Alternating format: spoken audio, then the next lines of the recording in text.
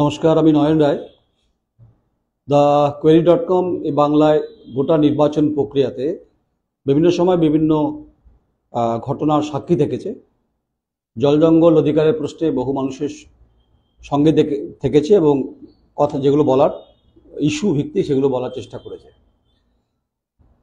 ভাববার কোনো কারণ নেই যে আমি লক্ষ লক্ষ ভিউয়ারশিপের জন্য লাইভটা করছি। খুব ছোট্ট প্ল্যাটফর্ম, ক্ষুদ্র প্ল্যাটফর্ম, মানুষের হৃদয়ে রয়েছে সেটা আমি জানি। তাই গণতান্ত্রিক ব্যবস্থার উপর দাঁড়িয়ে গণতান্ত্রিকভাবে রাষ্ট্র কাঠামো নিয়ে আমারও কিছু বলার অধিকার আছে এবং বর্তায়, আমার ঘাড়ে বর্তায়।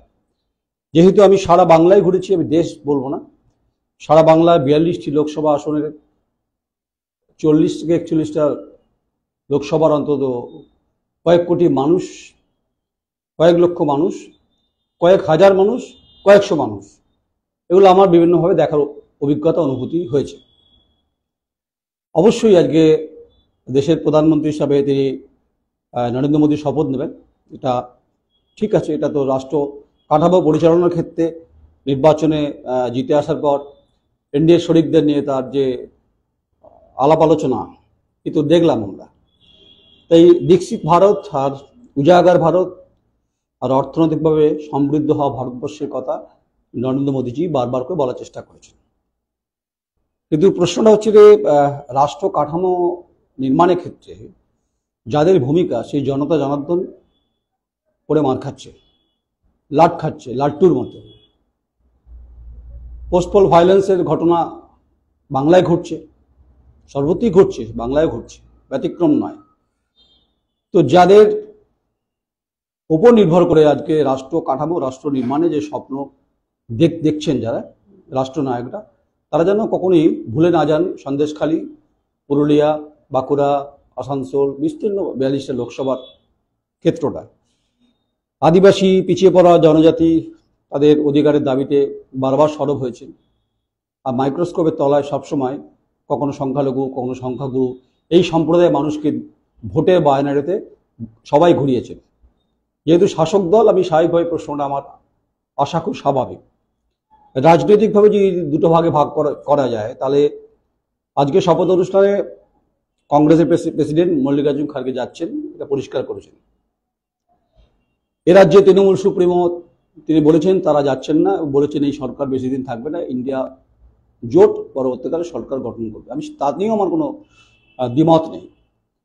আমার চোখ অবশ্যই রায়সেনা হিলের দিকেই থাকবে, যেহেতু রাষ্ট্রপতি থাকবেন ওখানে এবং বিভিন্ন রাষ্ট্রের নায়করা থাকবেন।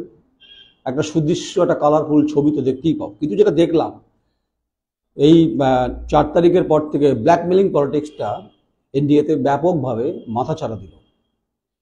অধিকারের রক্ষে লড়াইয়ের ক্ষেত্রে আদৌ কি না তাদের রাজনৈতিক পুনঃপ্রতিষ্ঠা, পলিটিক্যাল এস্টাবলিশমেন্টটা খুব গুরুত্বপূর্ণ।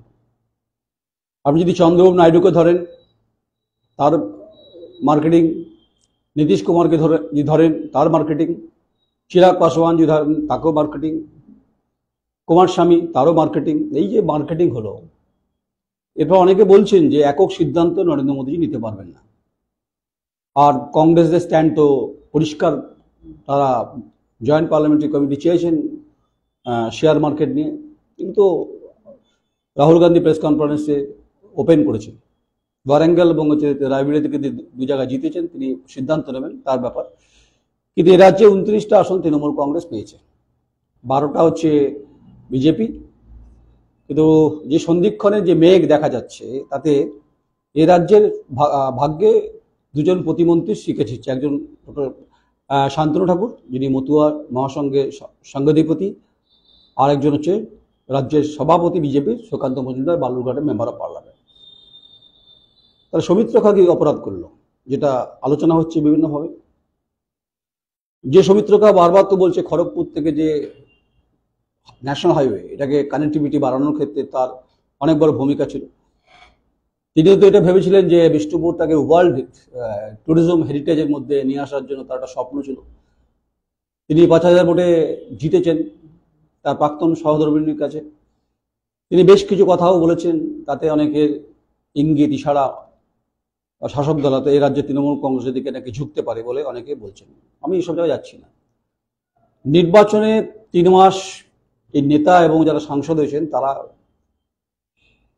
যারা খুব ফর্সা তারা হয়তো কালো হয়েছেন, যারা কালো তারা আরো বেশি কালো হয়েছেন রোদের কারণে, টেম্পারেচারের কারণে, আর ঘামের কারণে, হিউমিডিটি কমে যাওয়ার কারণে। জনতা জনার্দনকে যখন জড়িয়ে ধরেছেন, বিভিন্নভাবে আলিঙ্গন করেছেন, ফুলের মালা পরেছেন, তো সেই জনতা জনার্দন তাদের এলাকার জনপ্রতিনিধিকে মন্ত্রী হিসাবে চাইবেন বা দাবি করবেন, এটাই স্বাভাবিক। একজন মেম্বার অফ পার্লামেন্ট মন্ত্রী হলে তার কাজ করার পরিধি এবং পরিসরটা অনেক বেশি থাকে, এটাই যে কথাগুলো বারবার বলছেন। তাহলে রাজু বিস্তা কি করবেন দার্জিলিংয়ে? তিনি তো 2বারের মেম্বার অফ পার্লামেন্ট, তিনিও আলোচনায় ছিলেন, তার তো ভাগ্যে শিক্ষিত ছেড়েনি। মতুয়ার ভোটে জগন্নাথ সরকার তিনিও জয়ী, তিনিও মুখ খুলেছেন।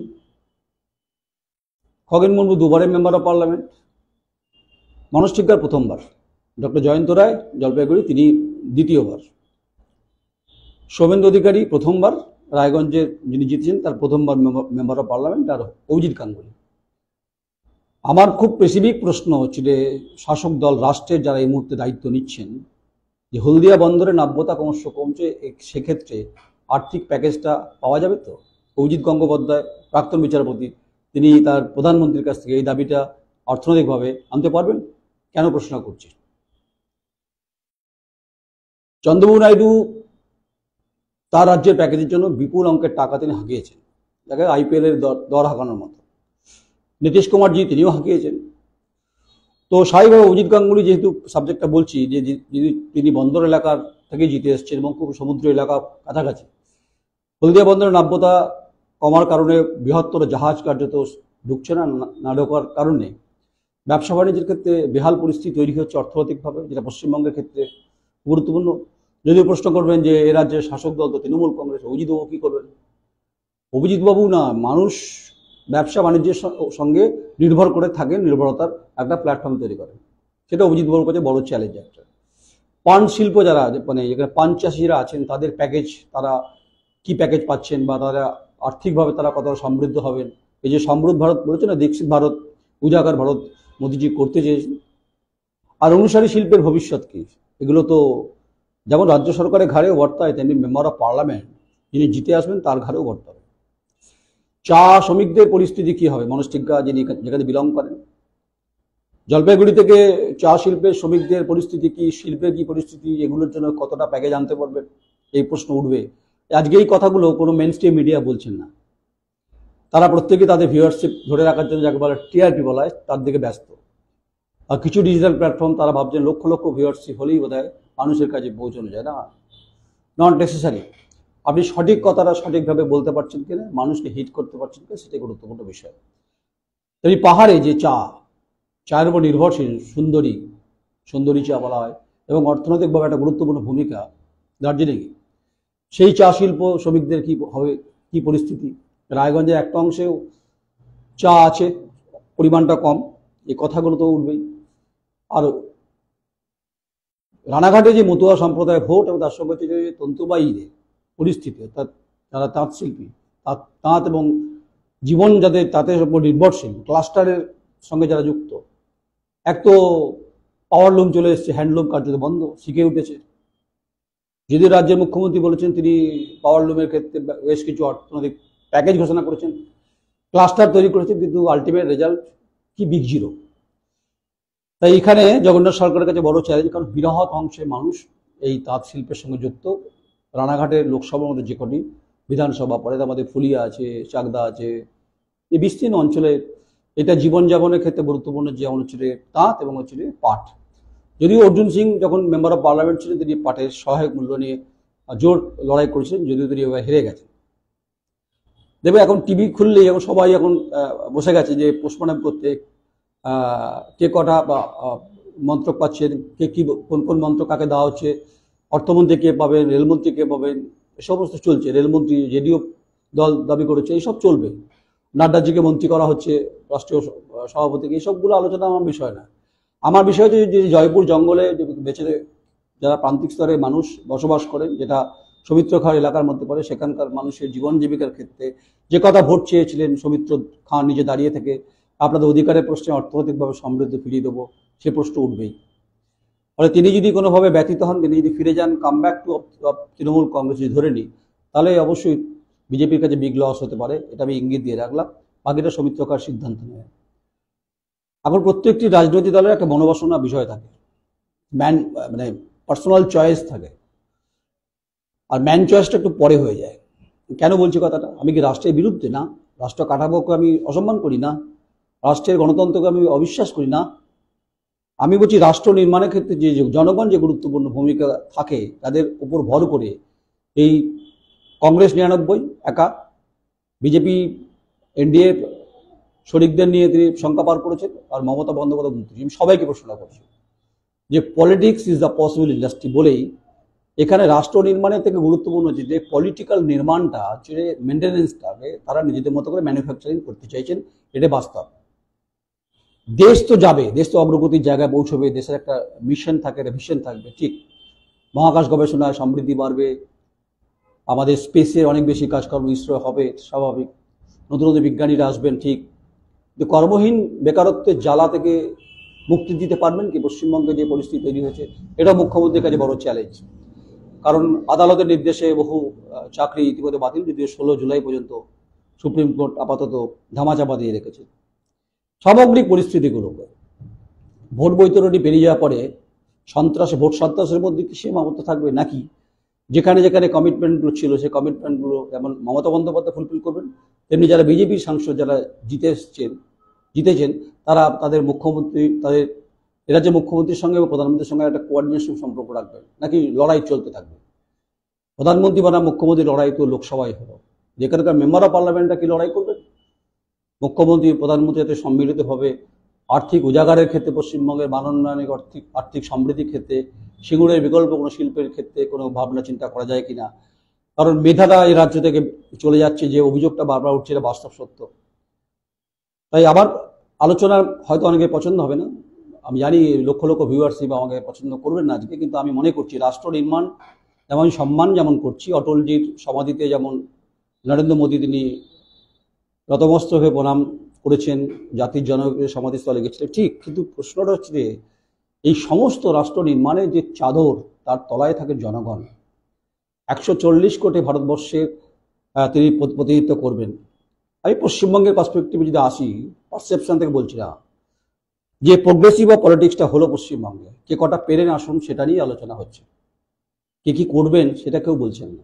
যা ভোটের সময় তপ্ত রোদে বলেছিলেন, যিনি ফর্সা ছিলেন তিনি কালো হয়েছেন, যিনি কালো ছিলেন তিনি আরো কালো হয়েছেন, যিনি মাজলি ছিলেন তিনি আরো হয়েছেন, অপরিষ্কার হয়েছে, মানে রঙের দিক থেকে। এত টেম্পারেচার তখন এসি বেশি ছিল না। এবার শীততাপ নিয়ন্ত্রিত হল ঘরে বা পার্লামেন্টের যে আমাদের সংসদীয় গণতন্ত্রের যে মন্দির, যেখান থেকে দেশ নির্মাণের ক্ষেত্রে, দেশ পরিচালনার ক্ষেত্রে দেশের প্রধানমন্ত্রী এবং অন্যান্য বিরোধীদের ভূমিকা আছে। আগে দেশ না আগে রাজনীতি, এই প্রশ্ন তো আজকের এই শতাব্দীতে আলোচনাটা উঠবে, ওটা স্বাভাবিক। জল জঙ্গল অধিকারের প্রশ্নে এই প্রশ্ন তো আমরা করছি। কি বাধা করেছিলেন বসিরহাটের বিস্তৃত অঞ্চলে? হেরে গেছেন বিজেপি, মানছি। সন্দেশখালীর উন্নয়ন, আর্থিক উন্নয়নের ক্ষেত্রে মুখ্যমন্ত্রী কি ভূমিকা হবে? বলেছেন যে হাজি নুরুল জিতে তিনি যাবেন, তিনি কবে যাবেন সেটা পরিষ্কার করতে হবে। কোলাগাছি নদী, রায়মঙ্গল নদীতে রাজনৈতিক কি স্রোত বাড়বে না কমবে? যদি বাড়ে, খারাপ, অর্থনৈতিকভাবে উন্নয়নের দরকার আছে, এটা মুখ্যমন্ত্রীকে বড় চ্যালেঞ্জ।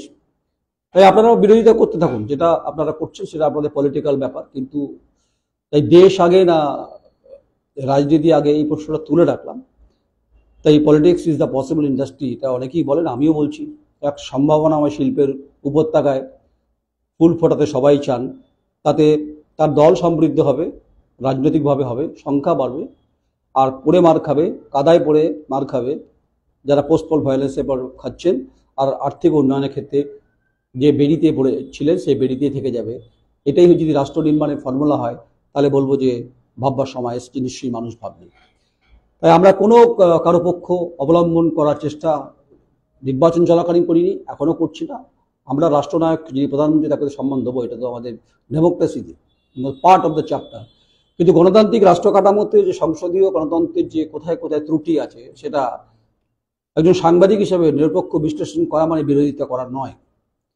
একজন সাংবাদিকের একটা অধিকার থাকে যে এই সমাজ ব্যবস্থার সাজুর্যের যে অর্থনৈতিক যে পরিস্থিতি, যে পরিবেশ, তাকে সুসজ্জিত করা এবং অর্থনৈতিক মেরুদণ্ডটাকে সোজা রাখা, সেটা রাজ্য এবং কেন্দ্রের 100 দিনের কাজে লড়াই না থেকে সেটা হলদিয়া বন্দরের নাব্যতা বাড়ানোর ক্ষেত্রে, বেজিং এর ক্ষেত্রে কতটা উন্নয়ন হতে পারে, এই কথা হতে পারে। সিঙ্গুরের বিকল্প শিল্প হতে পারে কিনা, মেধার ক্ষেত্রে, বিকাশের ক্ষেত্রে কেন্দ্র এবং রাজ্যের কি ভূমিকা।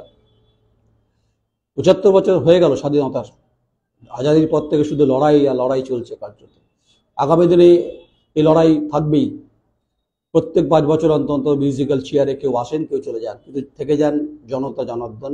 সে গোয়ালতোড় জঙ্গল হোক, জয়পুর হোক, সন্দেশখালী হোক, বেরমজুর হোক, বিভিন্ন জায়গাতে, পাহাড় হোক, কার্শিয়াং হোক, কালিম্পং হোক, সারা বাংলা কয়লা খাদান এলাকার মানুষ হোক, যারা পিছিয়ে পড়া মধ্যবিত্ত অর্থনৈতিকভাবে, তাদেরকে শুধুমাত্র ওই মুআবজা দিলেই কিন্তু অর্থনৈতিক সমৃদ্ধি গড়ে উঠবে না।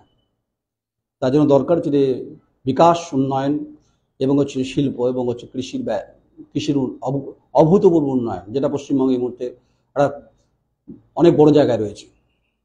সেগুলো রাজ্যের নায়ক, যিনি প্রশাসনিক প্রধান, তিনি ভাববেন, রাষ্ট্রনায়ক তারও ভাবনা। আমি শুধু স্মরণ করিয়ে দিলাম যে রাষ্ট্র নির্মাণ যে গঠন করছেন তার জন্য কৃতিত্ব আপনাদের নয়, প্রত্যেকটি জনগণের সুনির্বাচিত প্রতিনিধিত্বে, পার্টিসিপেশনে, ভোটে আপনারা আজকে যে আরাম কেদারায় বসবেন, রাষ্ট্র চালাবেন। আমি রাষ্ট্রকে সম্মান তো দেবই, আমি রাষ্ট্রের পক্ষে। তাই কে প্রধানমন্ত্রী, কে মুখ্যমন্ত্রী, এই ভেদাভেদকে ভুলে যদি রাজ্যের উন্নয়নের ক্ষেত্রে দুপক্ষই একটা সুমধুর সম্পর্ক তৈরি হয়, তাহলে মেধা রাজ্য ছেড়ে অন্য জায়গায় যাবে না, সিঙ্গুরের বিকল্প শিল্প হবে, হলদিয়া বন্দরের নাব্যতা বাড়বে। বারবার বলছি নাব্যতা খুব গুরুত্বপূর্ণ। আর অভিষেক বন্দ্যোপাধ্যায় এলাকা, ওখানেও হচ্ছে গুরুত্বপূর্ণ, ওখানেও মুড়িগঙ্গা রয়েছে। এগুলো ভিউয়ারশিপের ক্ষেত্রে হয়তো স্বাদ দেবে না আমাকে, আমি জানি, তবু বলি যে অনেকের দাবি ছিল, কথা অনেকেই দিয়েছিল, কিন্তু কথা আলটিমেট ভারতীয় জনতা পার্টির সুপ্রিমো রাখতে পারেনি। মানে বক্তব্য, মানে ছবি এরা পরিষ্কার, শান্তনু ঠাকুর আর সুকান্ত বাবু দুজন প্রতিমন্ত্রী হচ্ছেন, বাকিরা পড়ে আনা 14 আনার মতো পরিস্থিতি। রাজা তোর কাপড় কোথায়, তারা আঁচলে রুমালেই হোক, তারা চোখ তো ভেজাবেন না যখন শপথ হবে। যারা মন্ত্রিত্ব পেলেন না, যারা এই 3 মাস লড়াই করলেন, লড়াইটা জনগণকে নিয়ে করেছেন, কোনো নেতার কারিশমায় জিতেছেন ভাবার কোনো কারণ নেই। জনগণকে, আপনাদেরকে আর্থিকভাবে উন্নতি করিয়ে দেওয়ার দায়িত্ব প্রত্যেকটি পলিটিক্যাল পার্টির মেম্বার অফ পার্লামেন্টের ভূমিকা থাকা উচিত। ভালো থাকবেন। রাষ্ট্র নির্মাণের ক্ষেত্রে আমিও আছি। রাষ্ট্র নির্মাণ, বিকাশ হোক, পোস্টপোল ভায়োলেন্স বন্ধ হোক, পুলিশ প্রশাসন, রাজ্যের মুখ্যমন্ত্রী, সবাইকে আমার অনুরোধ, আমি খুব ক্ষুদ্র প্রতিষ্ঠান, আমাদের লড়াই খুব মাথা উঁচু করে এখন অবধি। আমরা দেশের প্রধানমন্ত্রীর ক্রিটিসাইজ করতেই পারি, সমালোচনা করতে পারি, গঠনমূলক, ব্যক্তিগত আক্রমণে আমি বিরোধী। আর রাজ্যের মুখ্যমন্ত্রীরও প্রশাসনিক সমালোচনা করতেই পারে, কারণ মেধা কার্যত এখানে পারচেস হয়ে যাচ্ছে, গড়াগড়ি খাচ্ছে। শিক্ষাক্ষেত্রে দুর্নীতি, বিভিন্ন প্রাক্তন মন্ত্রীরা হেফাজতে রয়েছে, এটা ভুলে গেলে কেউ চলবে না। এগুলো থেকে বেরিয়ে আসতে গেলে, ওভারকাম করতে গেলে, উজাগার করতে গেলে, উজাগার ভারতবর্ষের কথা বলছেন, তেমনি মুখ্যমন্ত্রী মমতা বন্দ্যোপাধ্যায় আপনাকে উজাগার পশ্চিমবঙ্গ নিয়ে যেতে হবে। এটা আপনার কাছে বড় চ্যালেঞ্জ, কারণ আপনার 26 আপনার কাছে টার্গেট। এই শুধু টার্গেট আর টার্গেটের মধ্যে সবাই থেকে গেল, আলটিমেট মার খাচ্ছে জনতা জনার্দন, যারা ভোটটা দিয়েছিলেন। 140 কোটি দেশে সবাই তো ভোট দেননি। মানে আমি যদি ধরে নিই 85 কোটি বা 90 কোটি মানুষ ভোট দিয়েছে, তাদের প্রত্যেকের চাহিদা রয়েছে। বেঁচে থাকার ক্ষেত্রে মুআবজা নয়, আর্থিক অনুদান নয়, বিকাশ, উন্নয়ন, প্যারামিটার তৈরি করা, যেটা রাজ্য এবং রাষ্ট্রের দুজনেরই ভূমিকা, বড় চ্যালেঞ্জ। তবেই হবে দীক্ষিত ভারত, উজাগার ভারত।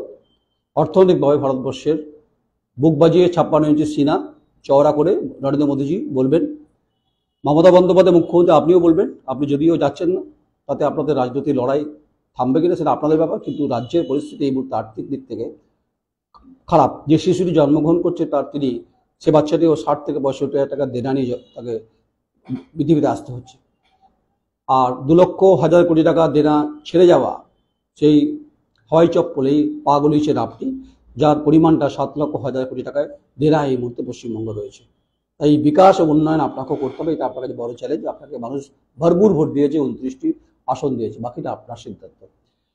আপনাদের শ্রীবৃদ্ধি হোক, উন্নতি হোক, পলিটিক্যাল কম্পালশন নয়, ইকোনমিক্যালি কম্পালশন ভাবুন, অর্থনৈতিকভাবে খুব গুরুত্বপূর্ণ, যেটা পশ্চিমবঙ্গের প্রচুর মেধা এবং কায়িক শ্রম আছে, উৎপাদনের গতি বিভিন্ন ক্ষেত্রে আছে, যেগুলোর সম্ভাবনা আছে। লড়াই বন্ধ রেখে, পোস্টাল ভায়োলেন্সকে বন্ধ রেখে রাজ্যের উন্নয়ন, দেশের উন্নয়নের ক্ষেত্রে হাতে হাত মিলিয়ে কাজ করুন, তবেই ভারতবর্ষের স্বাধীনতার এতগুলো বছর পর আমরা এই কথাগুলো বলতে ভালো লাগবে।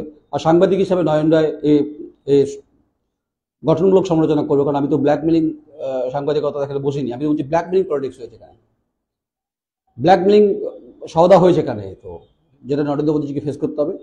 আর সাংবাদিকরা তার সঠিক কথাই বলবেন, আমি আমার মতো বলবো। আর আমি তো পলিটিক্যাল পার্টির কোনো মুখপাত্র নই, তাই আমাকে ব্ল্যাকমেল করার জায়গাতেও আমি নেই। আমি পরিষ্কার কথা পরিষ্কারভাবে বলছি, রাজ্যের কাছে বড় চ্যালেঞ্জ আর্থিক সমৃদ্ধি উন্নয়নের ক্ষেত্রে, মেধা শ্রম চাকরির ক্ষেত্রে, দুর্নীতির ক্ষেত্রে। আর প্রধানমন্ত্রীকে এই বিরোধী খোঁচাগুলোকে সামলাতে হবে, যারা ব্ল্যাকমেলিং করে মন্ত্রিত্ব নিলেন, যারা শীততাপ নিয়ন্ত্রিত ঘরে ঢুকে যাবেন, আর যারা তো জানার ফুপড়ে ফুপড়ে কানবেন প্রতিদিন। ভাবা উচিত, ভাববার সময় এসছে। নমস্কার।